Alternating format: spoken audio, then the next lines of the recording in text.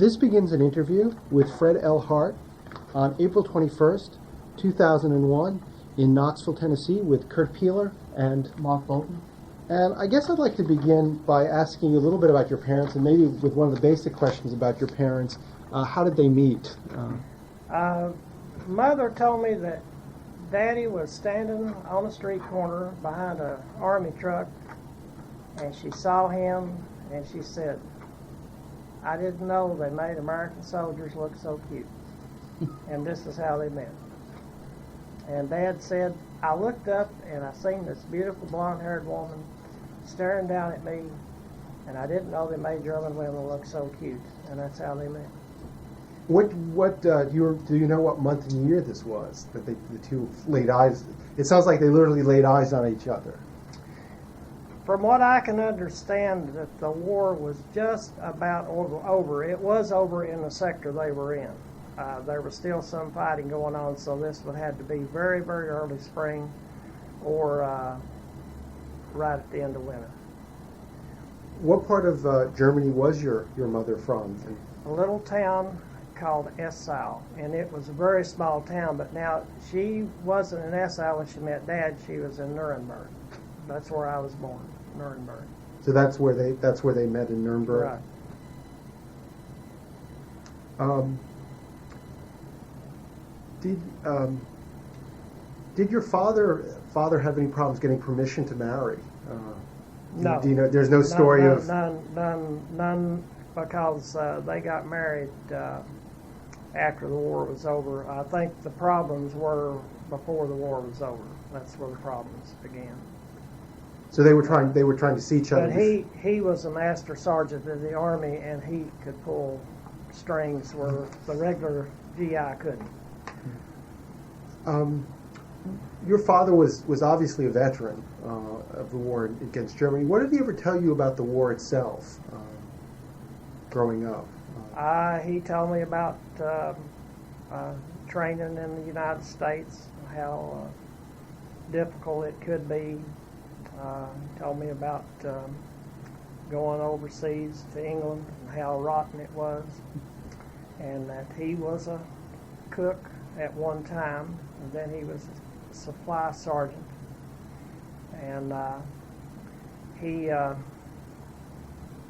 told me about that they would take the food out of the mess hall and cram it in their gas masks and go out to the streets of London and find a row of houses and knock on anybody's door and say, "I've got some food here, could you all use it, and could you cook us a good meal?" And the people were thrilled to death because there was a food shortage in England, and the Army food tasted so bad. Even him being a cook, he said it was a break for him. They did it all the time. Said it's a wonder how the English could take cheese and corned beef and make such an elaborate meal out of it.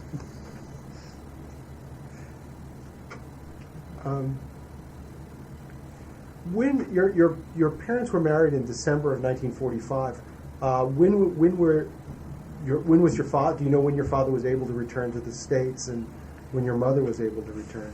He stayed as long as he could. I was born in June of '46, and he was still there because I've got some pictures of him with me when I was small. And he stayed as long as he could, and then they had to be separated. And the reason he got out of the Army was because he was going to make a career of the Army, but they were going to send him to Japan, and he couldn't take his family with him, and he said we've been separated too long. So that really changed his career, life plan. It did. He did very well. He had an 8th grade education. Didn't have enough money at that time to buy a suit of clothes to go to high school. He was a very poor family. Went into the Civilian Conservation Corps, CCC camps. Went from there into the Army and come out with the highest rank in the Army that you could come at that time during World War II.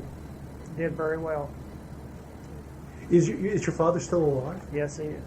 Oh, do you think he'd like to be interviewed, or? He may. Yeah. He talks about it sometimes to me, and then sometimes he don't. He may. I can ask him, but I'm not promising. Yeah, no, we understand. We understand. Yeah. You were actually born June 10th, 1946, in Nuremberg. Right. When did you and your mother make it to the States? Do you remember? 2 years later. 2 years later. So not until 1948. 48. I don't remember Yeah. anything in Germany. I do remember being on a ship and a Coke bottle rolling around. And this is hard to believe, but I do remember that. And Mom being so sick because she could not stand the ocean, and she was seasick. I'm curious. Growing up, did you speak any German? No, mother's lost most. I think she can still read it, but she never. There really isn't no German community here that I know of. Maybe just single people. I'm not saying single people, but just one or two war brides here, and that's about it. No German community here in Knoxville that I know of. Growing up, did you? How much did your family stay in touch with your mother's side of the family in Germany? Mother wrote her letters all the time. They stayed in touch, but now the only family she had left in Germany after the war was her mother. Nobody else made it. What had happened to them? They were all killed. Were they killed in service? Were they killed in? They were killed in service. They were killed by the Russians. Little place they lived, the area that they lived was in eastern Germany. Mm-hmm. If your relatives had ties to the German army, even from World War I, the Russians just killed them all. Their idea of whatever you want to call it, their idea of control, they killed everybody.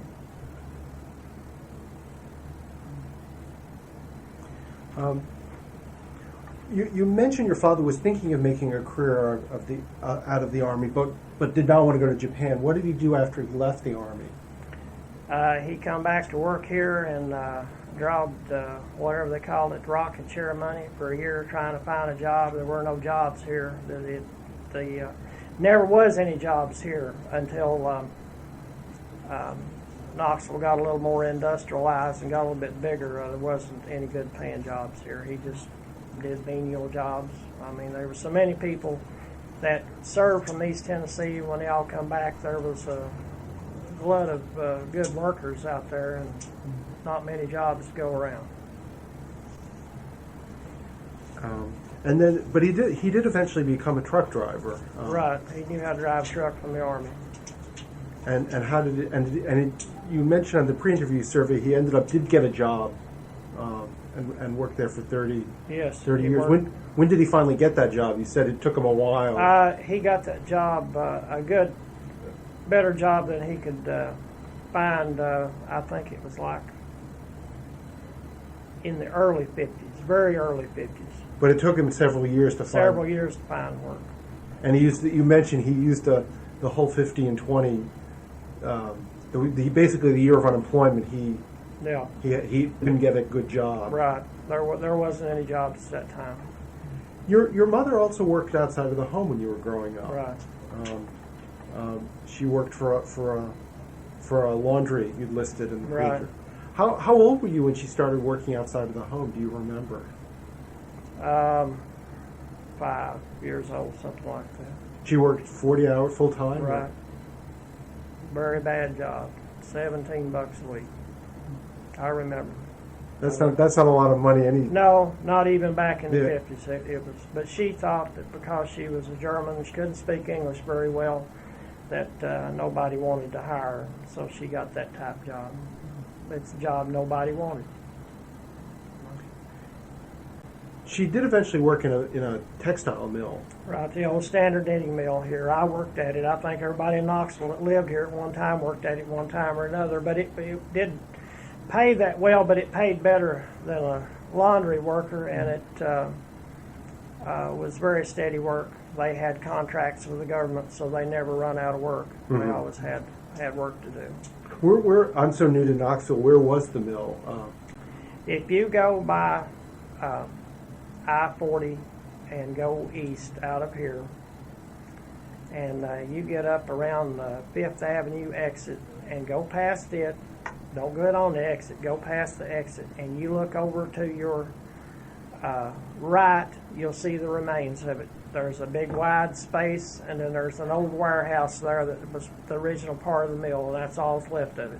When your mother was working there, and when you were working there, how many people did it? It employed up to close to 4,000 at one time. It was one of the major employers in Knoxville. When did it finally go totally out of business? I'd say in the middle 80s when mother retired. So she ended up staying there her entire she stayed there the whole time. You were very young when your mother went off to work. Who took care of you? My aunts. We had some aunts that stayed at home with Daddy's mother. That's who I stayed with. Did your mother have any problems as a German citizen when she came over to the United States? I think so. They never would talk about it, but I think so. I heard comments made, why would the American GI marry a Nazi? Well, not all the Germans were Nazis. A lot of them were just working people that got caught up in a situation that they had no control over.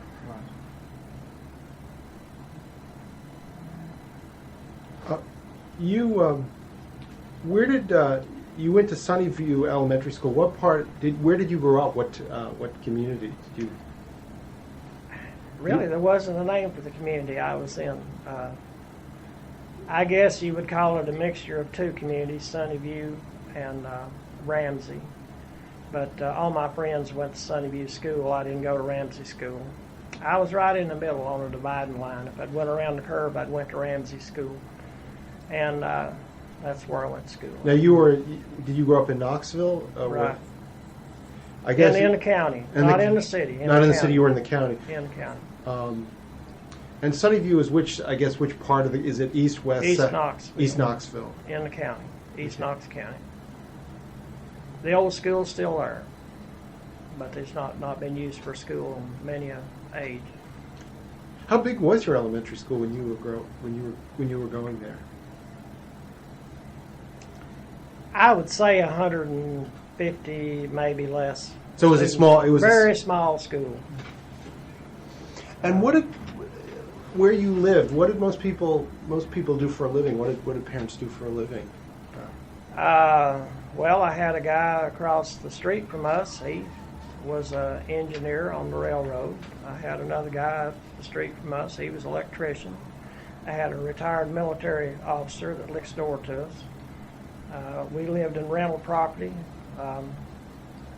and I had a friend of mine. His dad was an auto parts business. No, he wasn't auto parts. He was a body man for an automobile place. I had another guy. I knew he worked as a utility man in a large grocery store. That kind of jobs. That was it.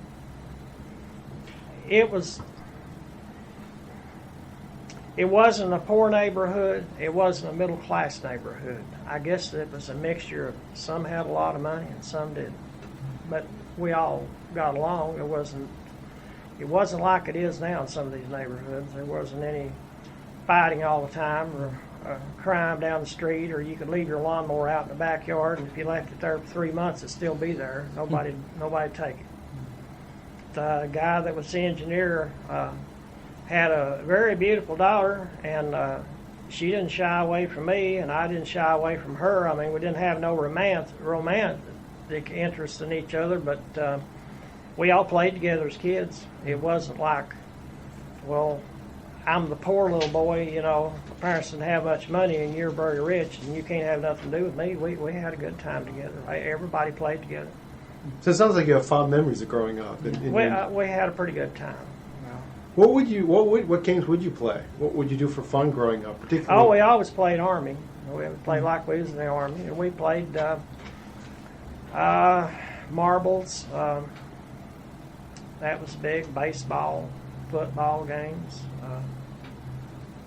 stuff like that. And we just go off, and we had a large section of woods next to us. We just go off in the woods and enjoyed that, just walking, exploring.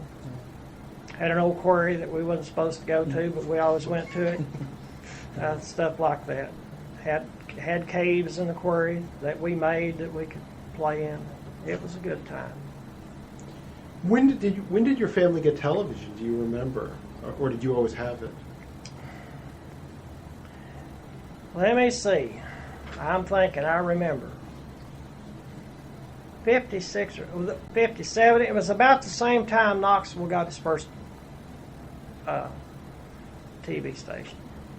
56, 57, right around in there. Because at one time, Knoxville didn't have one. The closest one, I think, was Chattanooga. Mm-hmm. And you couldn't pick it up. No way. So it's a very distinct memory getting TV growing up. Oh, very, very distinct. I remember seeing Dwight Eisenhower. Daddy said, I never thought I'd see that SOB again. I said, and there he is. Why did your father call him an SOB? It was out of fondness. Oh, he was fond of it. He was fond of Eisenhower. He said Daddy was always a Democrat. He said, he's a hell of a general and the worst politician we've ever had. I remember it. Well, that's the other reason I asked, because most vets really speak very fondly of Eisenhower. Yeah. Those who've even had just a glimmer of contact, or even those who never met him, really speak very highly of him. Dad's respect was from the Army. He said, when he called him a SOB, he means that he was. That was a term of affection. Very affectionate for him. It was. Because I've heard others refer to their commanders with SSOBs, but it was a more serious. No, this was out of respect. It really was. Growing up, how often would you go to movies? Once or twice a month. We used to come up here. Well, they used to bring me on Saturday morning to the Bijou. We'd see these serial movies. I think it cost $0.25 to get in. I remember those. And then you graduated from those movies. You got a little older. You got to see at the Tennessee and the Riviera. Was the only ones we ever went to. All kinds of good movies they had. I remember seeing Ben-Hur when it first come out. Always the best movie I've ever seen in my life. I thought those kind of movies, they were good. Did you ever watch any of the old World War II movies? Every one I get my hands on.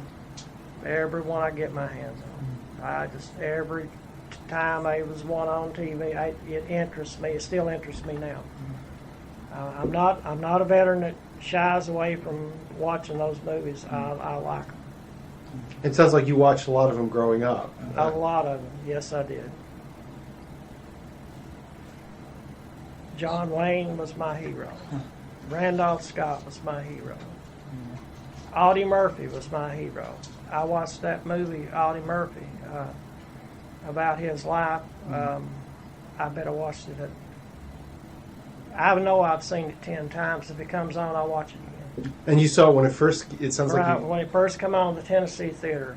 It's something else. Growing up, what did you think you'd like to do? Drive a race car. Really? That was. Be an airplane pilot. Be a fighter pilot. That was it for me. What about being an astronaut? Is that, No, that had not. No. Being a trooper, state trooper, thought about that. What are your memories of your elementary school and any teachers? Do anything stick in your mind? Either. I loved to read. I hated math. I loved history. Hated math. Oh, I hated math. It just was not for me. But I do multiplication tables and divide and add and subtract, and fractions drove me up the wall. I just had no comprehension for it. But history and learning to read, I love to read. I read Moby Dick, original version, and it's like, you ever seen it? Oh yes, no, it's a huge. The original version, not the ones that you see now. And what was the other one? Oh, I should never forget it. Robinson Crusoe, the original version. Big, thick thing, looked like it was 3 foot. I read those were my Then the Red Badge of Courage, I remember it. All loved it. So it was so good. All Quiet on the Western Front. I read books like that. Never got into War and Peace, but I've watched the movie so many times I could tell you how it goes. But it was good. You went to Carter High School. How Right. far? Since I'm so new to Knoxville, how far in Knox County? How far was that from where you grew, from your home? 5 miles, maybe 6, something like that. How big was the high school when you were there? Our graduating class was 200 when I graduated. It was pretty good because there's only school in East Knox County at that time. The closest one was Holston, which is not a high school anymore. It's a middle school, I believe.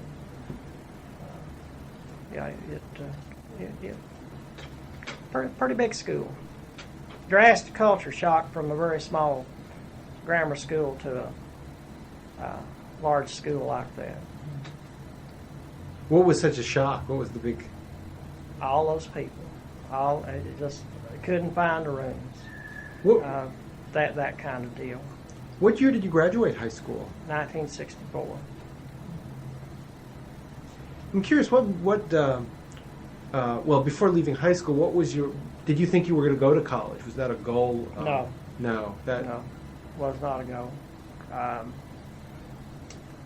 I was too small. Don't look it now, but I was too small to play any sports at that time. I only weighed about 130 pounds, and I was a late bloomer, I guess what you call it. About 5'5", something like that, maybe a little less.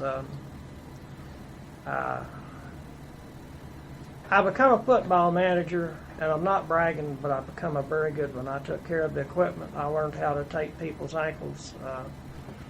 I was told by my coach in high school, said, you need to go to college, do this. Said, you're good, you're a natural. And he wrote the University of Indiana my senior year, and they told me to come up there to go to school. And I thought the University of Indiana was too far away.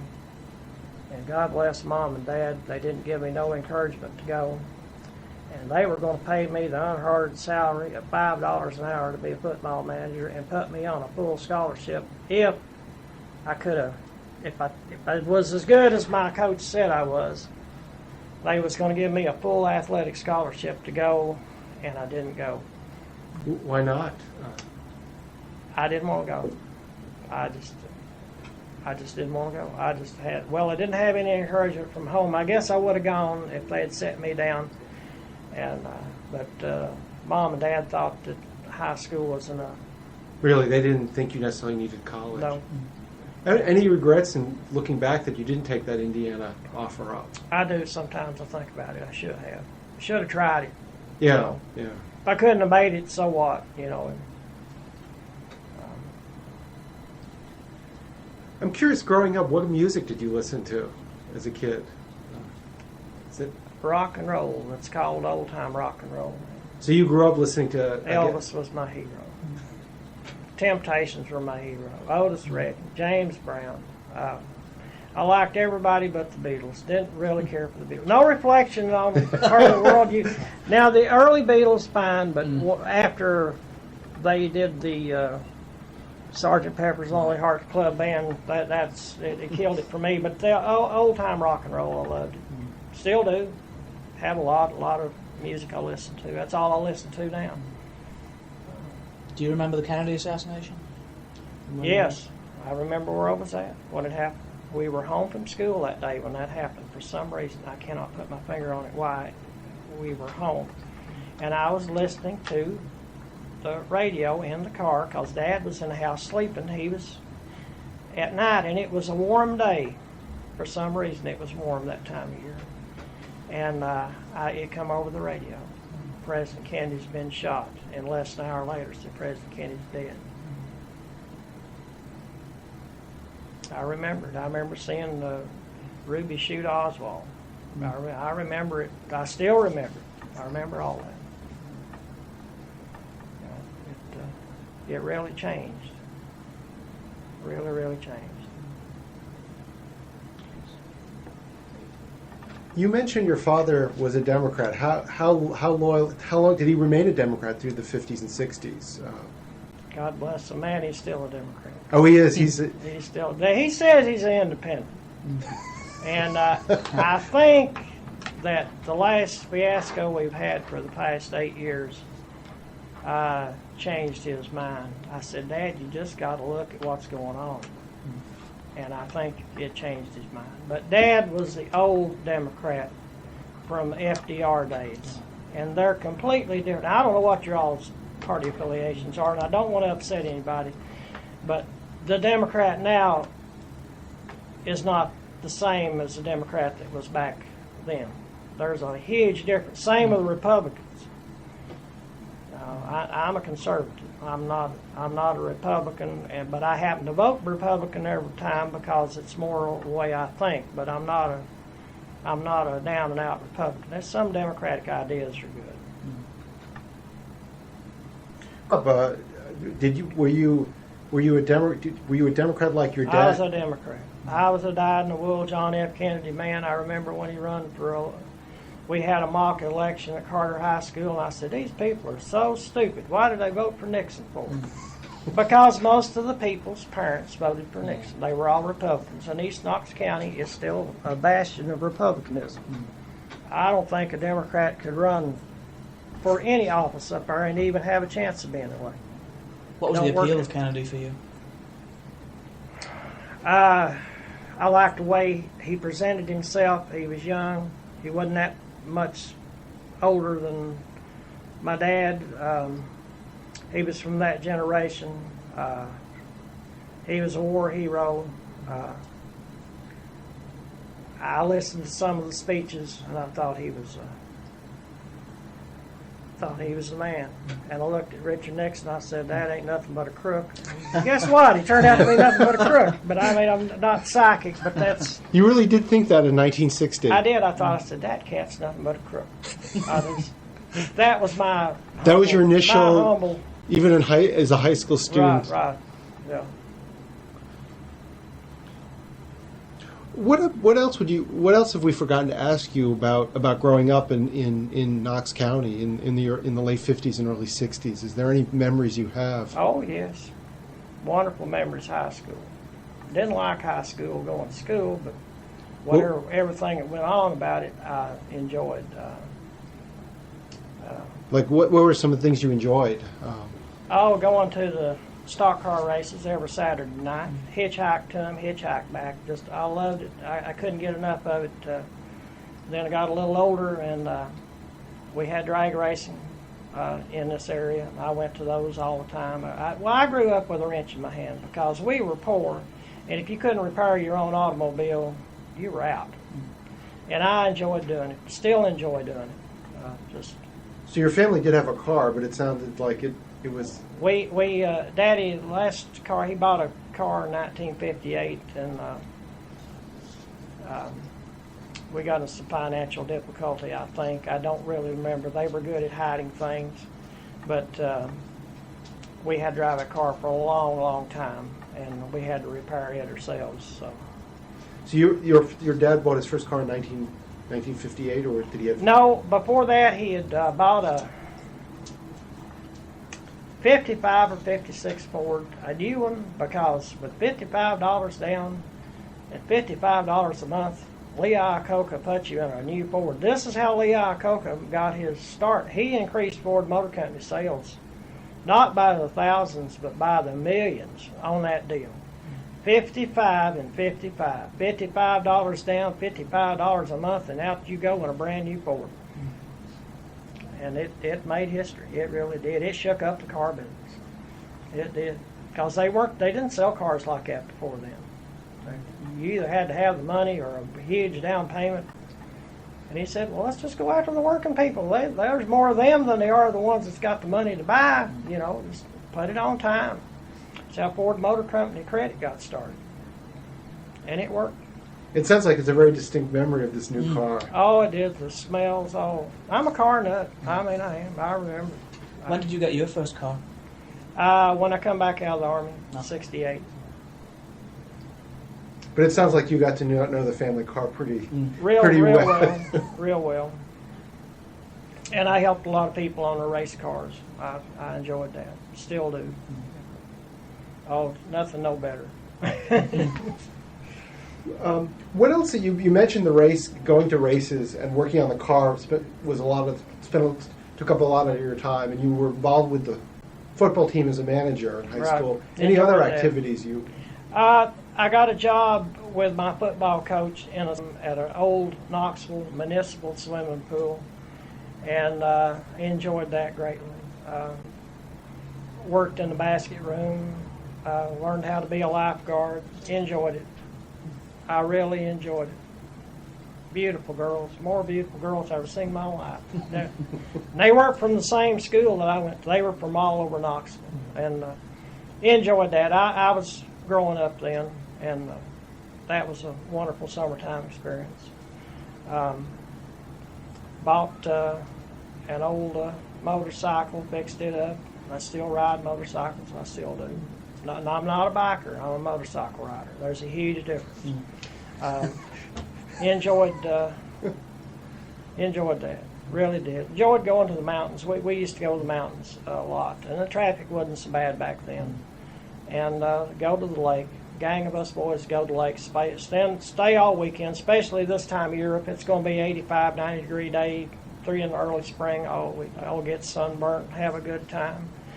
And there was a little drinking going on, but nothing out of hand. No drugs. There were no drugs here then. It was just guys having a good time. Go out cruising at night, ride around somebody's car, and yell at people, stuff like that. It was fun. Good time growing up. Did you go to your school dances and those? Yes, I enjoyed them. So it sounds like you had a. Well, we often think of the 60s, 50s and 60s, television, automobiles, school dances, sports. You were involved in a lot of those. I was involved in a lot of, yes. I enjoyed the social parts of high school more than the academic parts, except for history. Really? So I'm adamant about history. I wish I could have taught it. I love it. Mm-hmm. What about, why didn't you enjoy your other subjects? Was it? I don't know. I guess it's a mental block I had about math. And So you probably English I could stumble through, but now anything else I did pretty well. It did go okay in. I guess. Do you have any memories of the Cuban Missile Crisis? Yes, I do. How did that affect? I mean, I guess were you concerned? Yes, my dad come in and he said, we should have took what was left of the German army at the end of World War II, combined them with the American army, re-equipped them, and are we allowed to curse in here? This is what you can do whatever you. Yeah. Well, I don't want to. Yeah, you may not want to have on the record, but Well, you can put it on the record. He said, and whoop them goddamn bastards. Right then. He said, because we're going to have trouble out of them from now on. And he said, no politician signing a piece of paper is going to make them abide by any rules. He said, they're the next ones we're going to have to fight. And when that crisis happened, he was very, very distraught. He said, I think we're going to have another world war. I remember. So he was strongly anti-communist in his attitudes. Oh, yes. Oh, yes. Very anti-communist. Very. Now, you graduated in 1964, and you didn't go to Indiana University. What happened next after you graduated from? I worked at the swimming pool until the pool closed. I had some relatives in California, and I said, I'm going to California to live. I had an aunt and my mother's sister, and I went out there, and I was going to live in California, enjoy the beach surfing craze was real big right there. I thought the Beach Boys walked on water. And I went out there and found that those were absolutely, not my family now, but those people out there were the fruitcakes of the world.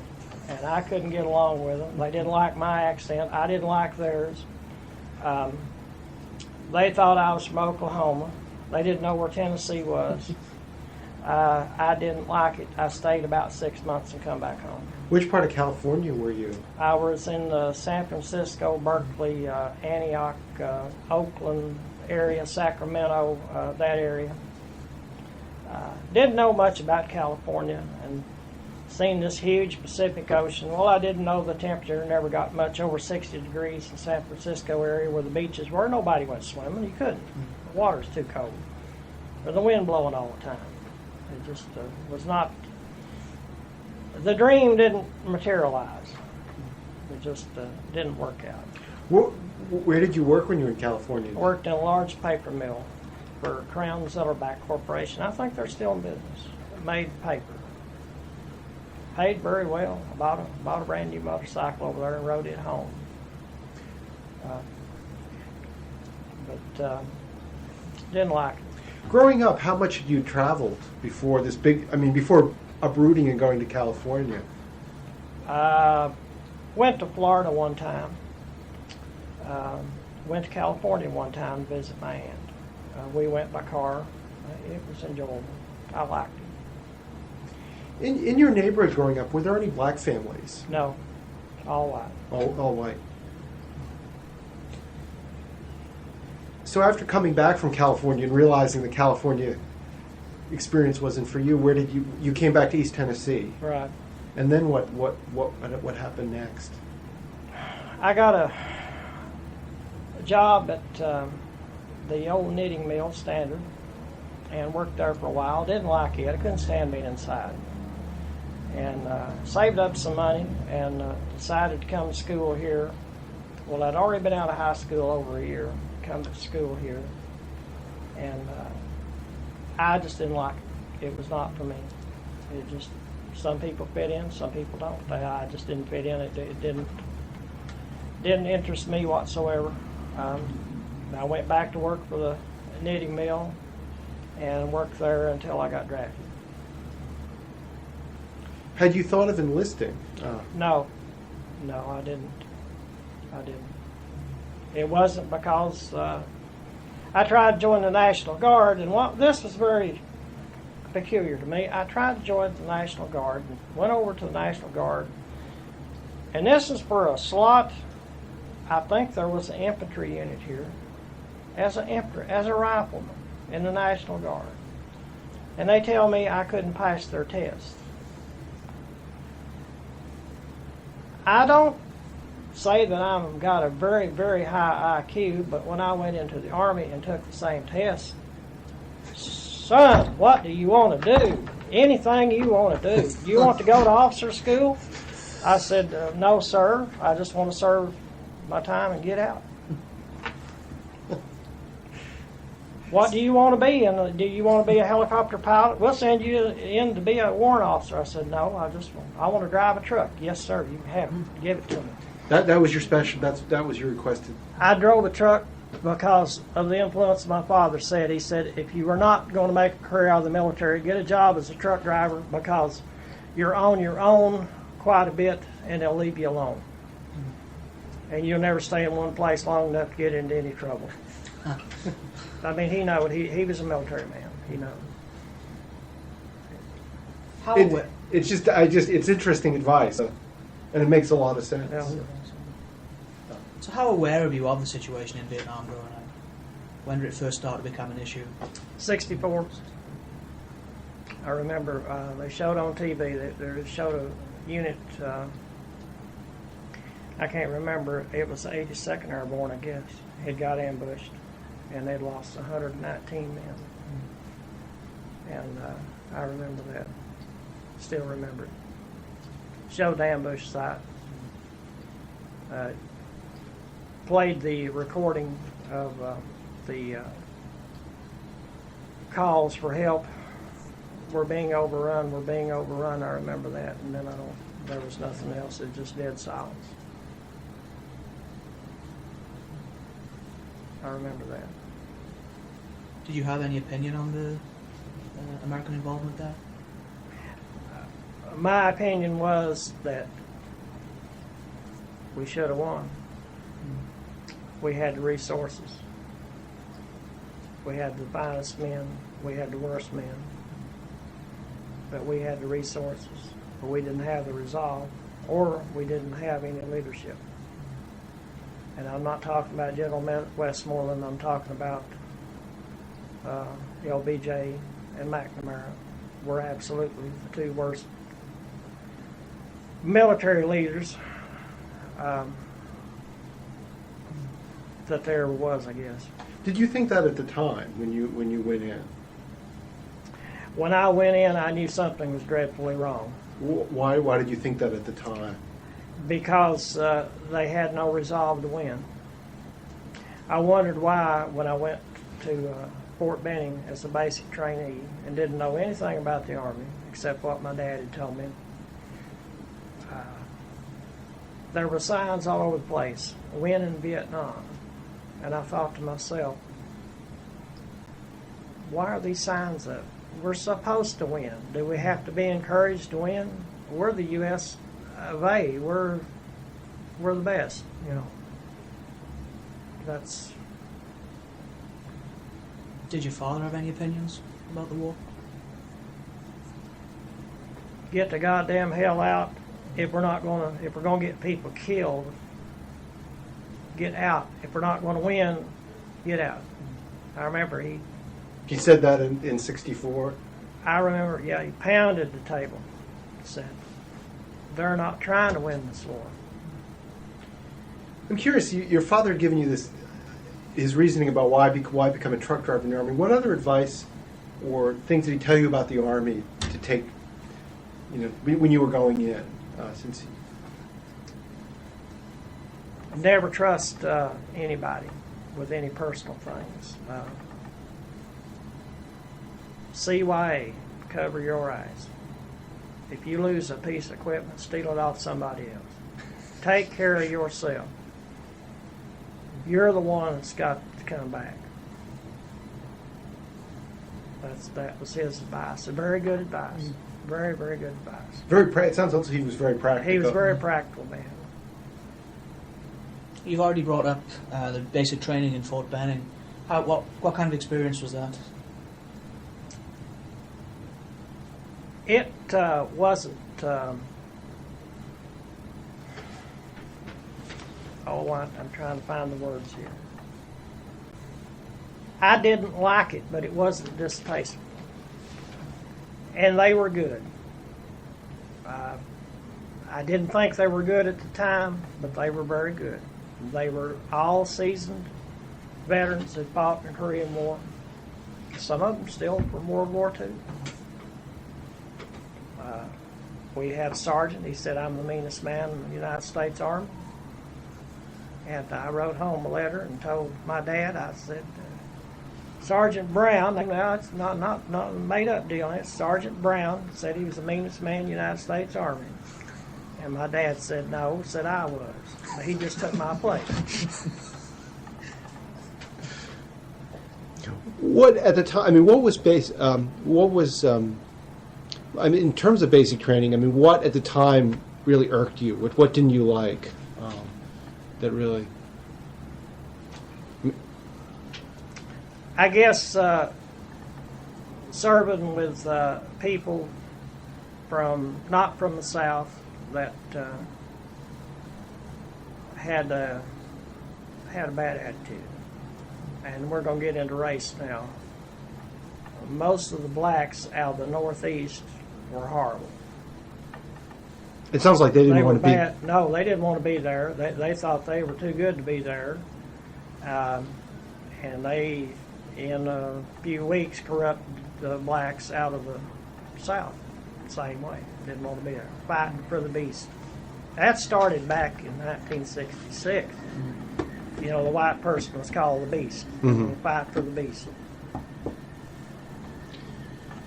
So there were a number of black soldiers, and I assume these were draftees, black draftees. Draftees from Pittsburgh and Philadelphia. Who else made up the unit? Your initial training. Most boys were from Tennessee, Georgia, South Carolina, from the South. A lot of Midwestern guys from Ohio, Indiana. Did everyone have a high school degree, from what you could tell? At that time they did, but I think towards the middle part, after 1968, they started drafting people with just a grammar school. Did anyone in your initial training unit, did any of them have college? Anyone with some college? Yes, several. Several. Was there? I assume everyone could read and write, from what you could tell. Yes. Yes. You mentioned the sergeant being the Sergeant Brown being the meanest man in the Army by his declaration. Actually, let me.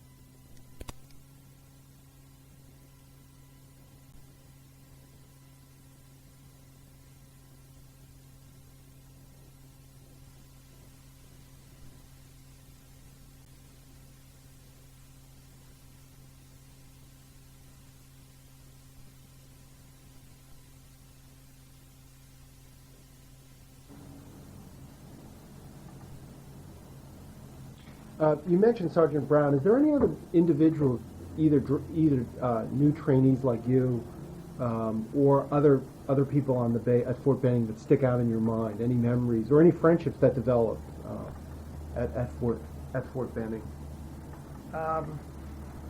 Some boys that I went to high school with, and I won't mention their names, and a boy that I worked with over at the swimming pool. We all were drafted at the same time, and these were athletes. I was never an athlete. Believe you me, I was never an athlete. And after about 6 weeks of basic training, poor old incompatible me that couldn't run 100 yards could run with these guys, could stay right with them, didn't have any problem keeping up with, could actually outrun some of them, could physically do things that some of them couldn't do. And I said, what happened to me? I couldn't believe it. So it worked. So the physical part of training you actually took to, and I didn't like it. No, I'm not going to say I took to it. But you did well at it. But I did well at it. Yeah, in other words, you weren't a straggle behind the pack. You could keep up with. Because I wasn't going to get recycled. I said absolutely not. I was not going to get recycled.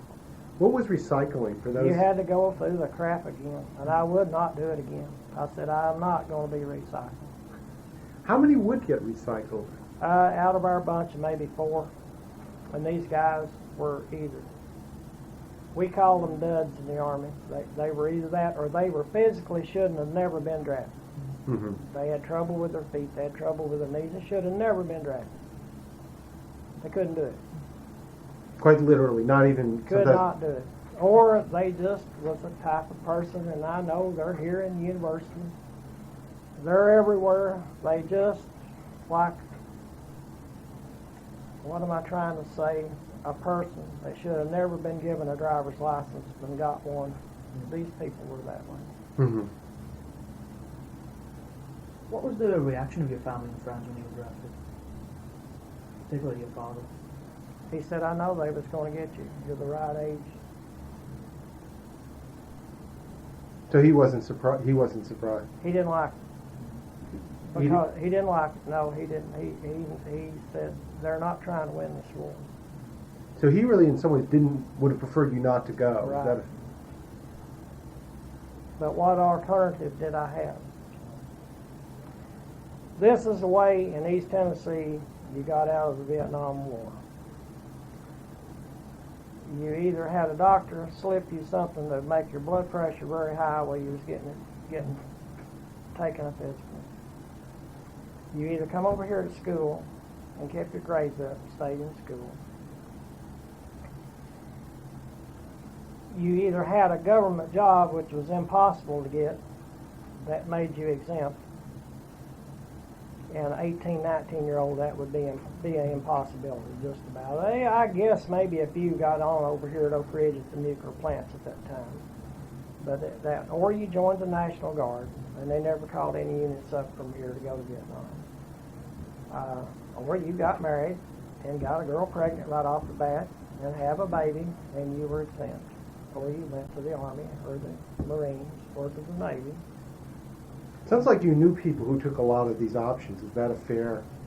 Did you know people personally? Yes, I did. Without naming names, but No, who? I knew people. So this isn't just wonderful football stars, and oh my God, my knees blowed out and I can't march. People like that. Somebody have high blood pressure. It can happen, but at 19 years old, no, it don't happen. It's made to happen. Stuff like that. And lots of guys just got married. Got married right off, married some gal right off the way and have a baby right off the way. Then 3 years later they got into a divorce, but they never called again. You know, got that exemption and it stays that way. Which sounds somewhat cynical to get married literally and have a baby literally. They did it. Yeah. It was done. Not anybody that I knew here run off to Canada, but when I was in the service, we had several that did. They wouldn't. When we got orders to go to Vietnam, we lost. Oh, I'd say up to 4. And this was in 1966? Around the end of 66, end of 67. End of 66, early 67. Right, that area. And like January 67. I'm just, in terms of Fort Benning, what else about training? I mean, what were there parts of training you liked at the time? I mean, you later appreciated it. Shooting a rifle, throwing a hand grenade away. Those were the parts. I loved it. Marching, didn't bother me. Trying to keep all that stuff clean and yourself clean.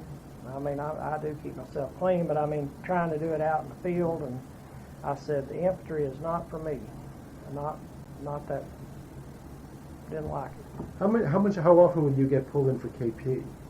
At least once a week. Hated it. And it sounds like you also hated locker inspection. And Sure did. Never could do it right. What about making your cot, your bedroll? I did very well. That part you wouldn't. Yeah, I made up the damn bed and slept on the floor. You're not the first to have told that. No. But that's you're in case you did sleep on the. Right. What did they tell you about Vietnam in training, and what kinds of preparations did they give you? That they were a savvy enemy, that they had resolve to win, and they'd win at any cost. And they were very good at what they did. You know, they were right. But They did tell you that. Yeah, right. But Sergeant Brown told us right up the front. But I want to say this in defense of U.S. forces. They might have been a savvy enemy and had resolve to win, and were very savvy and very good at what they did. But they weren't superhuman. They were not. I don't know how that ever got started in the news media, but it did. Mm-hmm. But they weren't I don't know, like I said, superhuman people that they were made out to be. They were not. Mm-hmm.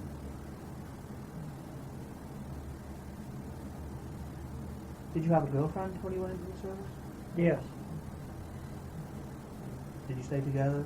Yes, while you we were- did. Been married since 1968. Got married when I come back home. So you corresponded all the time. all the time. Did you save your letters? Yes. Got a big bundle of them somewhere in her house, but we've got a bundle of letters. Okay. I didn't save any of hers. I couldn't. Yeah, They deteriorated bad, but she saved all of mine. About what did you think of Army food? Your father, I'm sure, had stories about it growing up. It depends who prepared it. It could be good or it could be horrible. How about at Benning? How was the food? Pretty good. Not too bad. Some of the food in the like the Engineer Battalions I was in wasn't very good. You said at the time you really hated Benning, going through basic. Is there anything about the experience that you know why you hated it? But then also, I guess the follow-up question is, you later appreciated basic training and realized it was more. It sounds like it was more helpful than you realized at the time. Could you maybe talk a little bit more about that? I didn't have problems with the discipline. That didn't bother me. I didn't have problems with the people yelling at me. That didn't bother me. But the stupidity of some of the people that was in charge bothered me greatly. It still does today on the jobs that I have. Maybe that's my intellect showing through. I can see things can be done better. Like what could have been done better that sounds like really you really didn't like at the time? I think they could have straightened some of the soldiers better, but their idea was to run everybody through, treat everybody the same, and what come out later was either good or bad or indifferent. They didn't discipline people properly. They should have been disciplined. They knew they had a problem. They knew they had a racial problem back then. I'm not a racist now. I'm just trying to tell you like it is. They had a racial problem back then. And it sounds like I get the impression from your interview, those in charge wanted to duck this issue. They wanted to duck it because it wasn't good for them to get involved in any kind of problems like that. I guess you've all heard the term social engineering. Mm-hmm. Well, I guess what happened in Vietnam was one failure of social engineering. The big problem that I saw was that the universities become a hotbed for activism against the war. Mm-hmm. Okay, you want to protest the war, fine. I'll go fight to let you protest the war. But please don't call me names under a situation I have no control over. Mm-hmm. I just caught up in a chain of events that I had no control of. But that's the way I feel about it. But some of our equipment was very, very wore out. We were staying in barracks that were built for the Korean War and before. So World War II, Right, your dad right. could have gone through.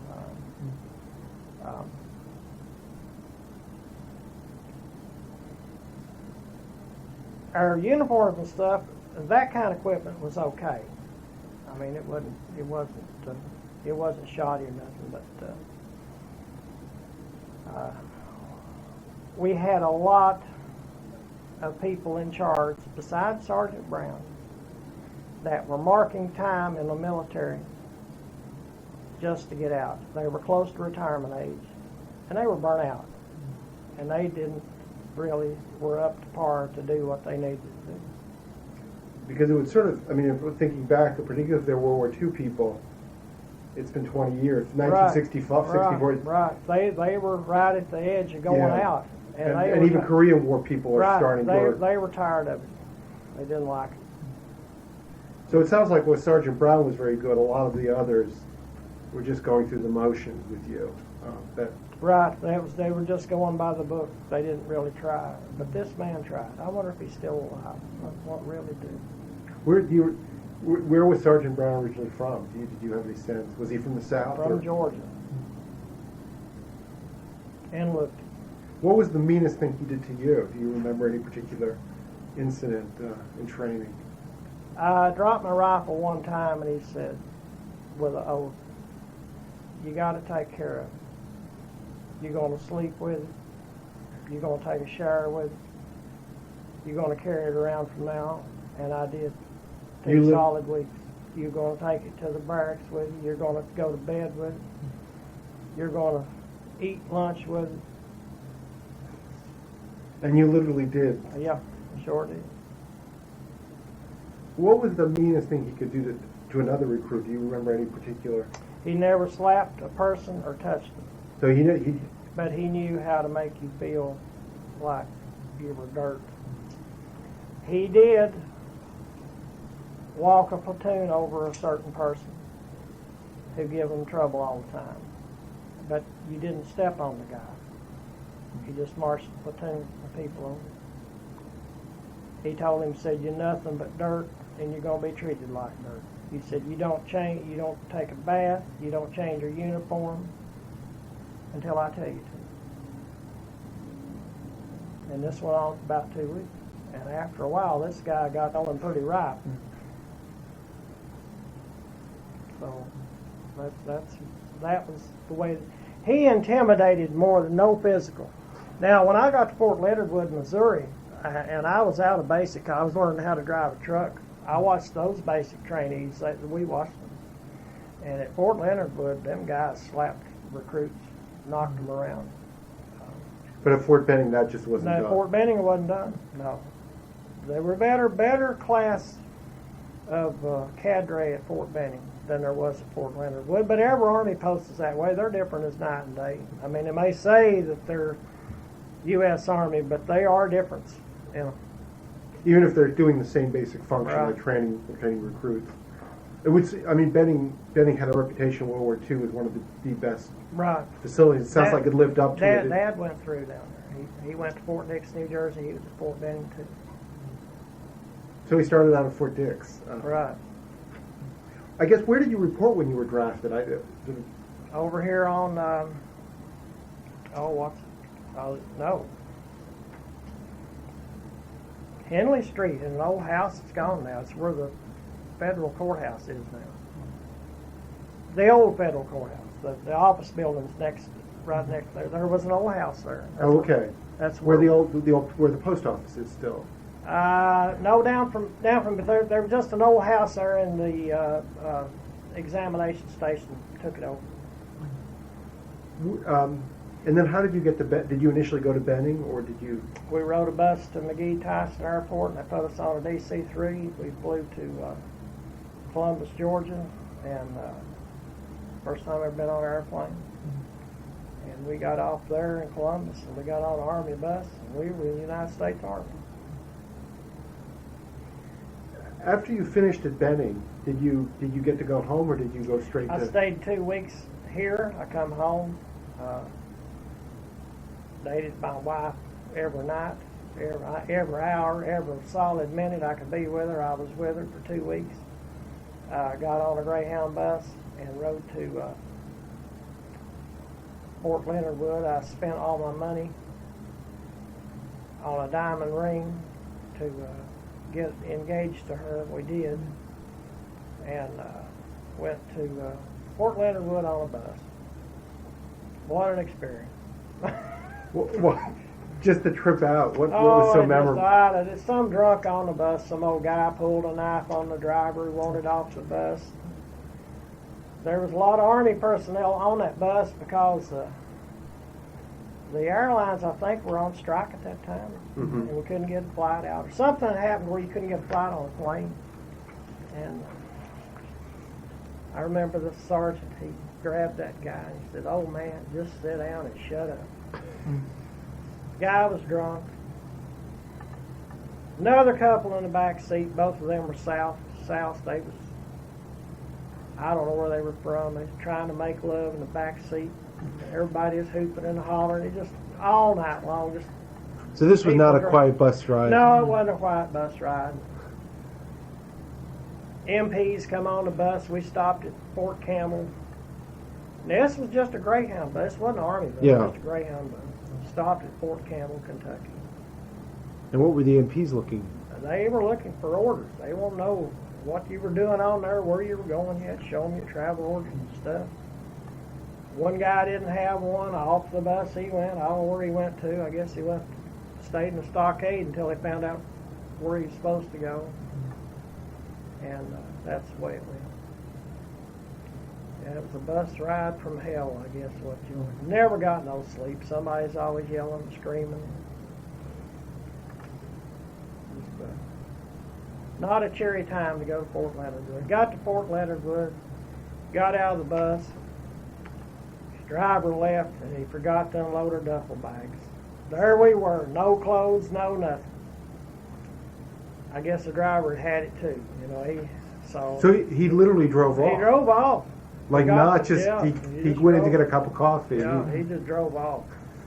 And the next day, another bus came with our clothes. I said, thank goodness.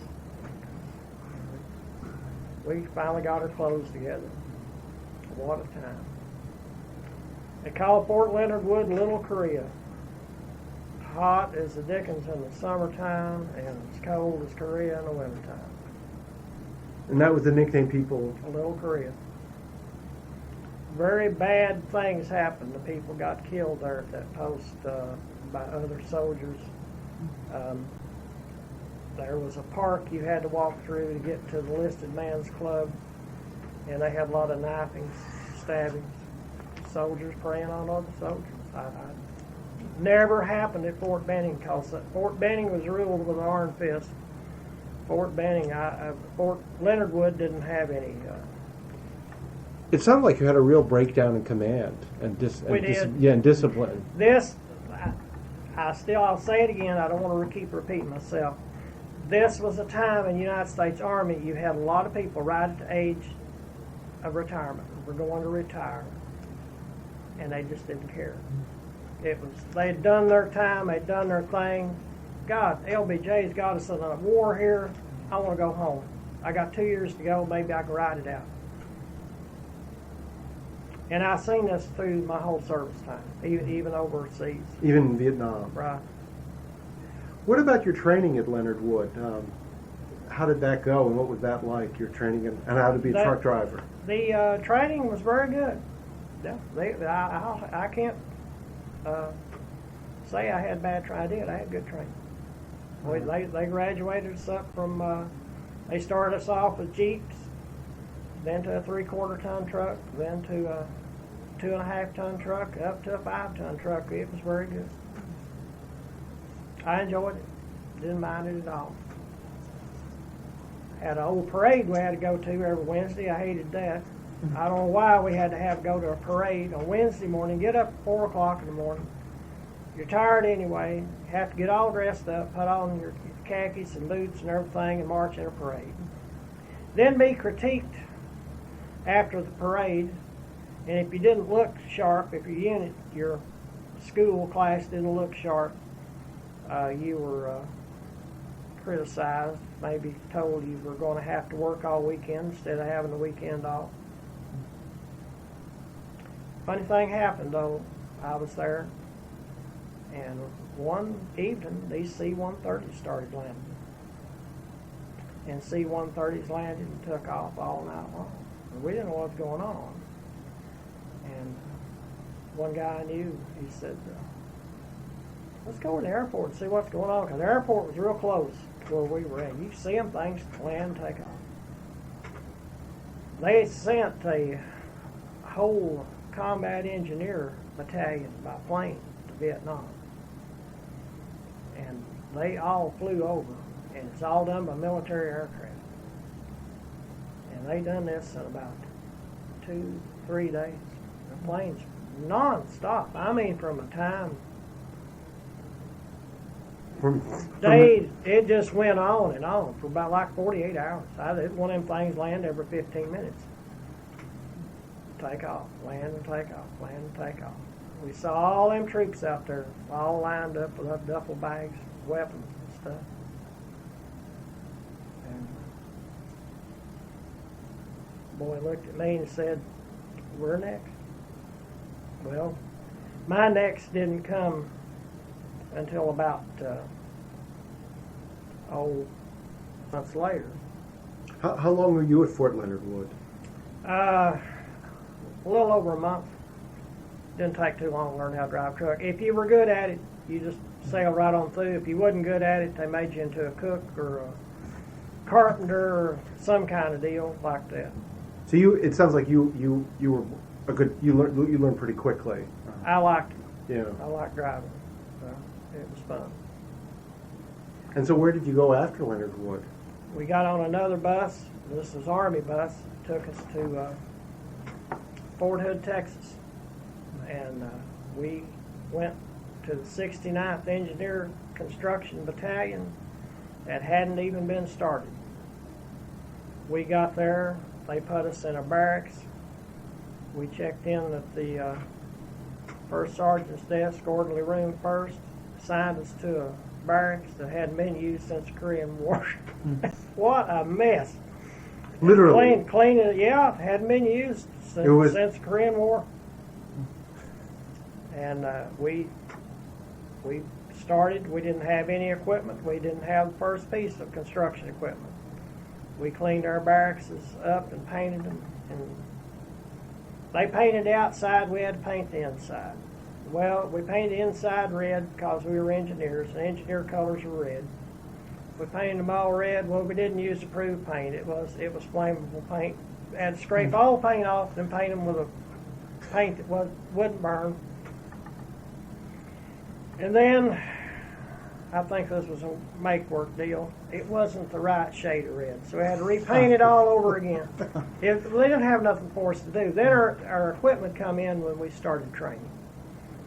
Oh, I prayed for a dump truck. I wanted a dump truck so bad because I seen what them other guys had to do, and I wasn't fit to be a carpenter or a concrete spreader, but I could drive a truck. I knew to do that.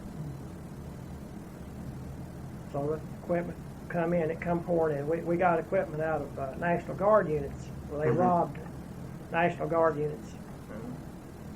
And we stayed there. When did I get there? September, I guess. We stayed September, October, November, December, January, February. March, we started loading up. And we knew we were going to Vietnam. We didn't have any orders to go to Vietnam, but we were putting equipment on railroad cars. And lo and behold, a month later, we were on a ship going to Vietnam.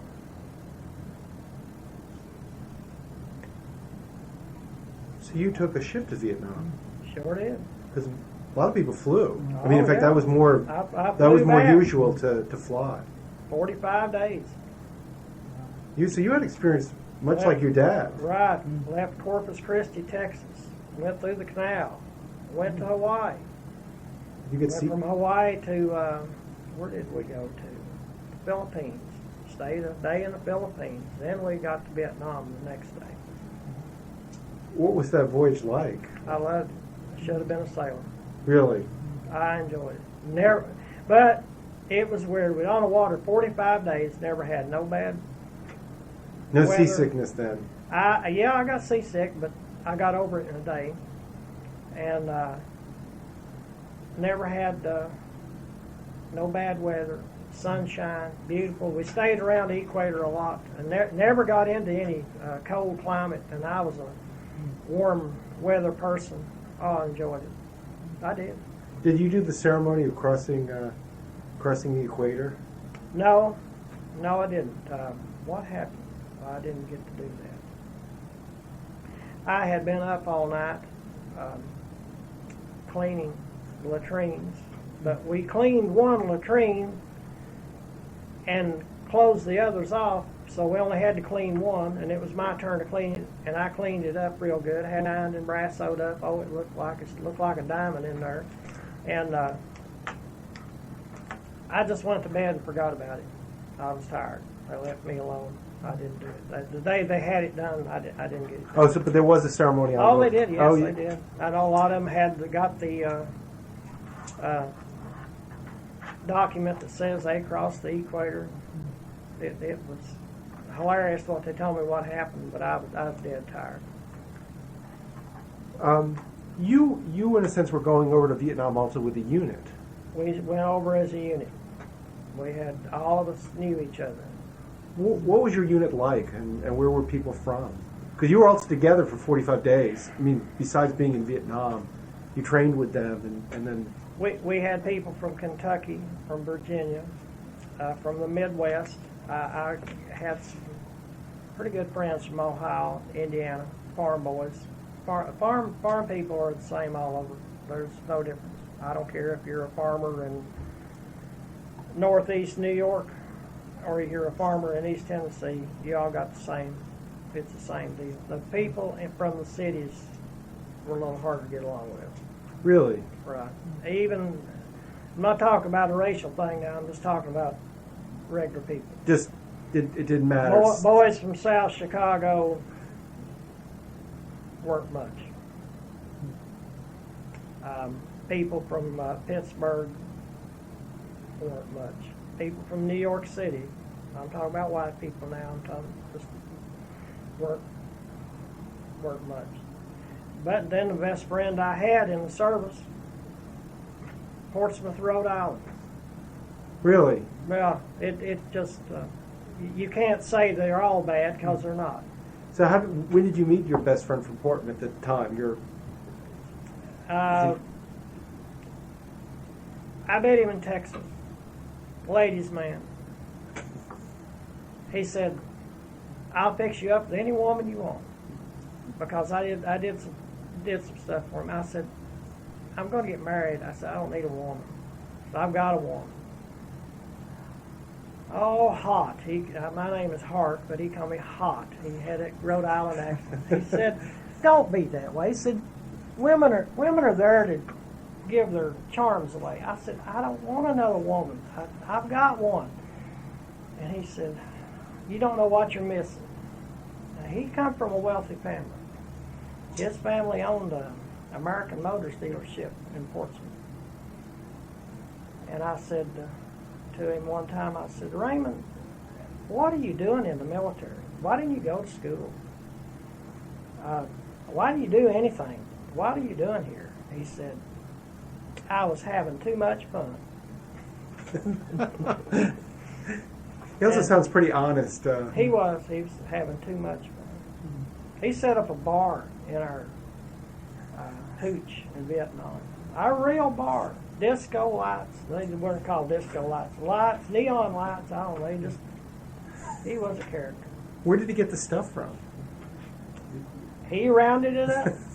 They would go to some of the Vietnamese towns and pick stuff up like that, make them a bar.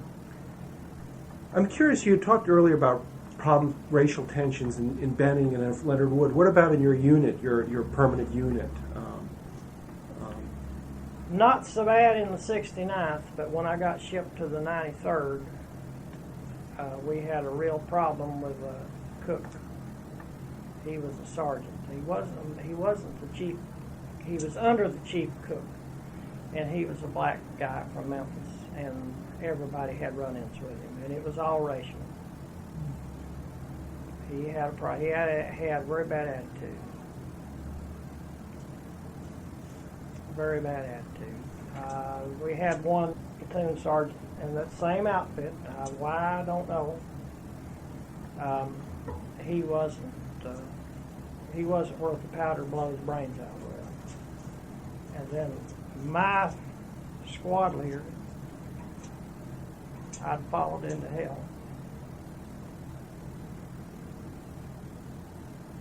Well, let's take a break for just a second. I'm not trying to rush you. Oh no. We took just a little break, but you were saying you really respected your squad leader quite a bit. Very good man, ex-paratrooper. Got his leg broke.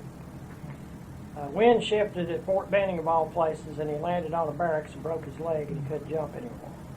And how long had he been in the service? Was he about 4 years, and he had re-enlisted. Where was he from? Norfolk, Virginia. Black as you could get a black guy. Very nice guy. He was a mechanic like me. He liked to fool cars. He stayed in the service because he said there was no place around there he could get a job. Well, I can understand that. I was in a town that you couldn't get a good paying job. It didn't pay much. I really respected this guy. He knew how to treat men. He knew how to treat men. He knew how to handle people. You didn't have to browbeat them, do anything for them. Had a platoon leader, sergeant, who happened to be black too.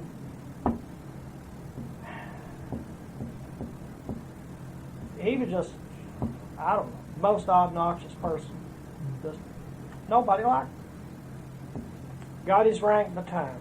Didn't get his rank by being good at what he did. He just got it by, it was given to him. He'd just been sort of in long enough Right, to... been in long enough. You're going to get E5. You in longer, you get E6. God help you when they make them E7. And there was a lot of people there. And I'm not just talking about black people. There were a lot of white guys that were saying they were sorry. They were sorry. They were in the Army not to fight a war, but as a career. We're going to stay in there 20 years and come out with a pension. And they didn't need to be in service. They did not need to be in service. So it sounds like, I don't want to put words in your mouth, but your impression of the Army, even in 66, 67, was there's just basically a lot of dead wood. There was a lot of dead wood. There was. And it come out later. The Army got in bad shape in the 70s. And then it turned better after Ronald Reagan straightened it out. But there was a lot of dead wood there. Just like in a factory or even a university, a lot of dead wood there. But people were getting killed because of bad management. Where did you land in Vietnam when you first arrived there? At R&R, in-country R&R center, Vung Tau, and we landed on a landing ship just like they did in Normandy.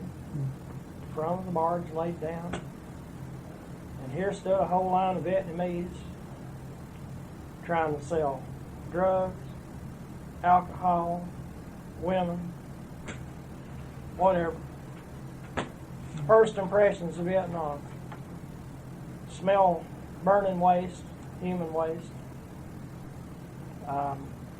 The heat never bothered me. I'm a southern person. I like the heat. The heat didn't bother me, but the smells were horrible.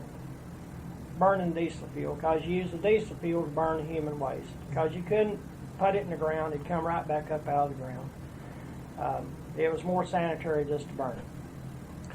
But it sounds like it's a really horrible smell. It's a horrible smell, and you never get it out of your system.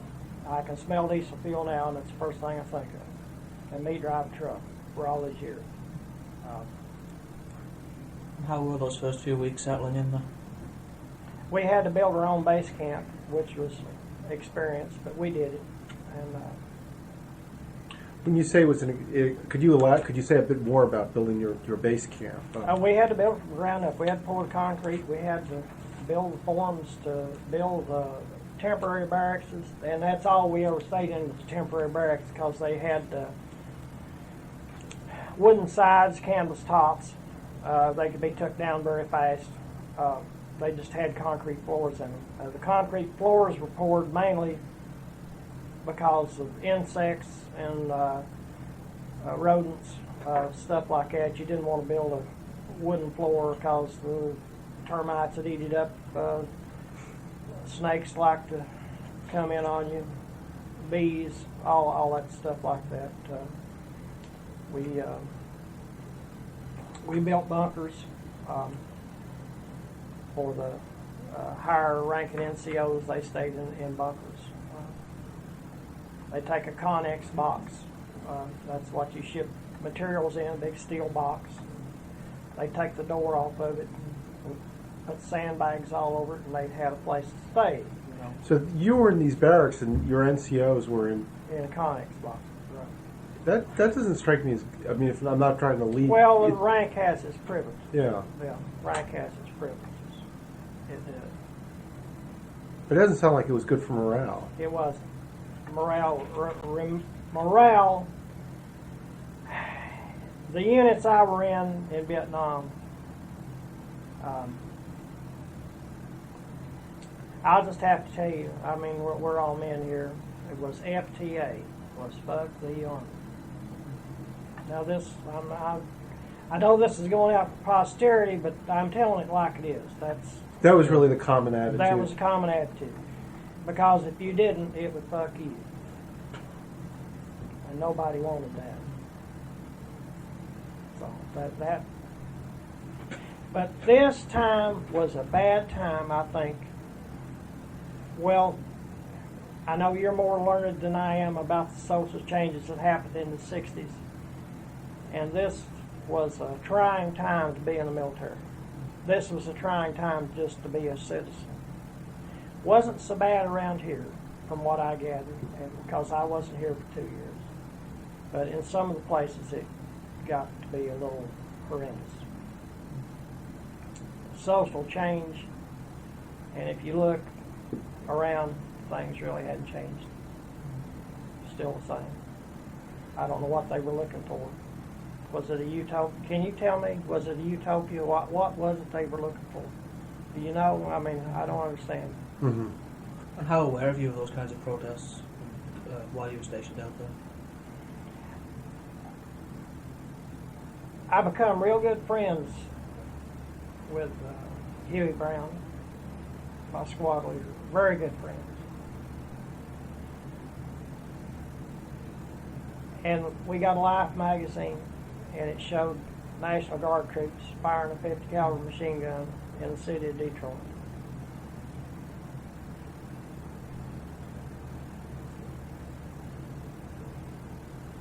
He looked at me, and I looked at him. I said, what the hell's going on? We couldn't figure it out. He was as perplexed as you were. Right. He said, what is, I mean, why? We couldn't figure it out.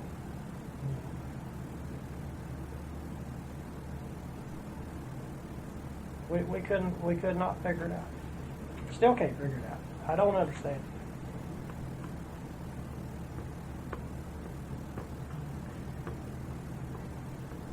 What were your? You mentioned building your base camp. What were some of your? And I guess you were in 2 units. How long did you in Vietnam? How long did you stay with your first unit? I stayed with my first unit 3 or 4 months, and Huey Brown said, "Hart, you're going to be made E4." I said, "Whoopee! $249 a month I can save. We're going to buy us a car and a house when I get back to the U.S. of A." And he said, "Yeah, and you're going to go to Bearcat, because anybody that's made E4 in this outfit's going to Bearcat."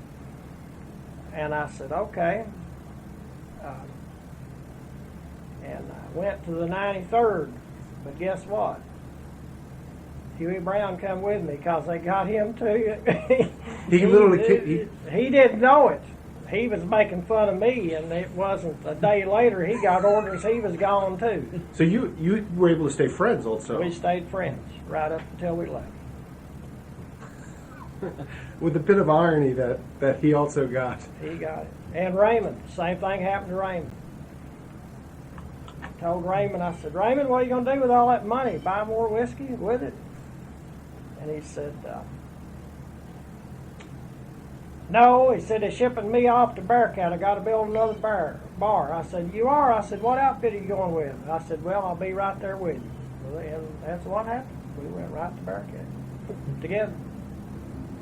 Flew C-117. Got to be the noisiest aircraft that was ever designed. No insulation in it. 2 jet engines on it for assist takeoff with. I had 2 props. Oh man, noisy. That helicopter just flew over. Noisier than that? Oh heavens. You couldn't hear yourself think. We wondered why the pilots always flew these planes and wore these big helmets on and stuff. We knew why. You couldn't hear yourself think inside that plane. How did you pass your time while you were there, other than when you were doing your army duties? I didn't have any time to pass. So I guess what your first unit? Our construction, excuse me. Oh yeah. Go ahead. Go ahead. Yeah, your first 3 or 4 months. What did your first unit, when you were in your construction unit? What did you build after your base camp? What kind of missions? We run a rock quarry, and we run it day and night, 24 hours a day, 7 days a week. We crushed up rock and put it on a barge and floated it to Saigon. And they were redoing Tonsanut. They were redoing Benoit and Long Binh, Air Force bases. And they were making the runways longer for the F-4 Phantoms. We didn't know why. That's what was in the works. They also were redoing some of the bases, and they had to have concrete pads. Mm-hmm. And that's what we done. And we worked in a rock quarry. And I got very good at using explosives. I got very good at driving a dump truck. I got very good at driving a tractor trailer, lowboy, hauling construction machinery and equipment. I was young, I was 19 years old. I got good. I'm not bragging now, I got good at what I could do. I didn't have any problems with hauling heavy equipment through small villages. We had incidents happen. Kids run out in front of the truck. Kids got killed. I knocked 2 kids over. I told the sergeant with me, I said, I've hit them 2 kids with the back part of, I was carrying a long conveyor, almost 60 foot long. I said, these 2 kids got run over back there. He said, keep at it. He said, don't stop. He said, if you stop, he said, your military career is over with, and said, you're going to jail. He said, just keep on going. So I don't think I killed them 2 girls, because I seen one of them get up and brush herself off. And he told me, he said, never stop. He said, these people are after one thing, and he said, that is money, that if one of these pieces of equipment hit them, you're into it for the rest of your life. So experiences like that,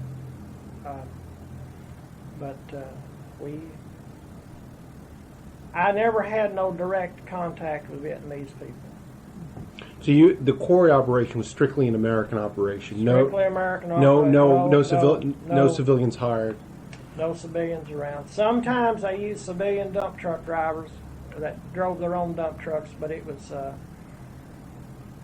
wore-out junk that the French had, wore-out junk that we had give Vietnam back years and years ago, stuff from World War II. It wasn't even fit to be on the road, but they kept it patched together and used it.